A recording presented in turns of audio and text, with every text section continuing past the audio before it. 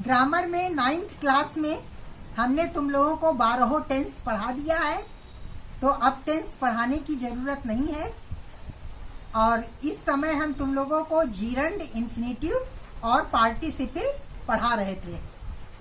किसी सेक्शन में इन्फिनेटिव भी हो गया है, दोनों का हिंदी में अनुवाद ना होता है और 5 तरह से प्रयोग होता है। ये तुम लोग देख लेना, ट्रांसलेशन में इसका प्रयोग हो सकता है। पार्टिसिपल हमने नहीं बताया है।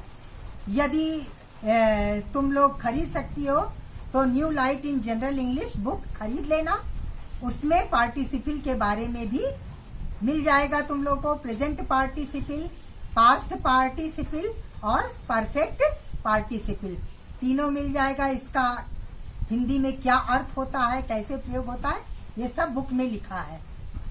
तो इसको लिख लेना, नहीं तो इसके लिए एक खड़ा पेज छोड़ देना।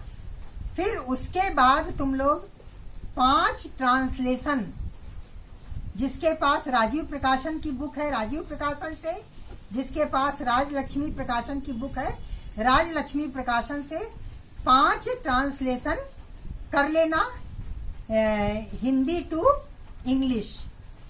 और हमने 9th क्लास में तुम लोगों को सबसे ट्रांसलेशन के बाद पहला topic parts of the sentence पढ़ाया था।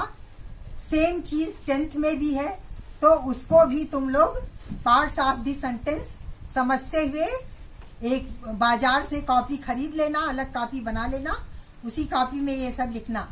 और उसी में पहला टॉपिक, जैसे पहला टॉपिक तो डाल दियो non finite forms of the verb, gerund, infinitive, participle.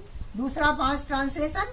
तीसरा टॉपिक डालना पार्ट्स ऑफ दी सेंटेंस। ये हमने 9th में बहुत अच्छी तरह से लिखवाया है। इसको तुम लोग 9th की कॉपी से देख करके नई कॉपी में नोट डाउन कर लेना। उसके बाद दूसरा टॉपिक है kinds of the sentence. Sentence के कितने प्रकार होते हैं या कितने प्रकार के सेंटेंस होते हैं, 5 प्रकार के सेंटेंस भी हमने लिखवाया है।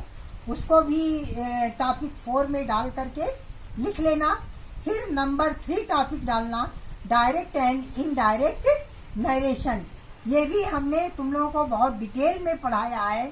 तो तुम लोग सभी लड़कियां जो है, पहले तो सिंपल सेंटेंस का बताया है हमने, फिर उसके बाद इंट्रोगेटिव सेंटेंस। 2 टाइप के सेंटेंस को हमने डायरेक्ट से इनडायरेक्ट नरेशन में बदलना बताया है। यदि लिखना चाहोगी तो उसको कॉपी में लिख लेना। और ये तीनों टॉपिक जो बाद वाले हैं हम बता रहे हैं, उसमें से लिखने के बाद एक एक खड़ा पन्ना तुम लोग जो है एक्सरसाइज वर्क कर डालना। देखेंगे 15 दिन तो हम तुम लोगों ने क्या किया है उस तुम लोग के लिखे हुए कॉपी को ही हम चेक करेंगे। बस इतना ही है। इतना काम ग्रामर में भी कर लेना। बाद में बच गया है 3 सेंटेंस का, इंपीरेटिव सेंटेंस, एक्सक्लेमेटरी सेंटेंस और ऑप्टेटिव सेंटेंस। ये विद्यालय खुलने पर हम तुम लोगों को पढ़ाएंगे। That's all.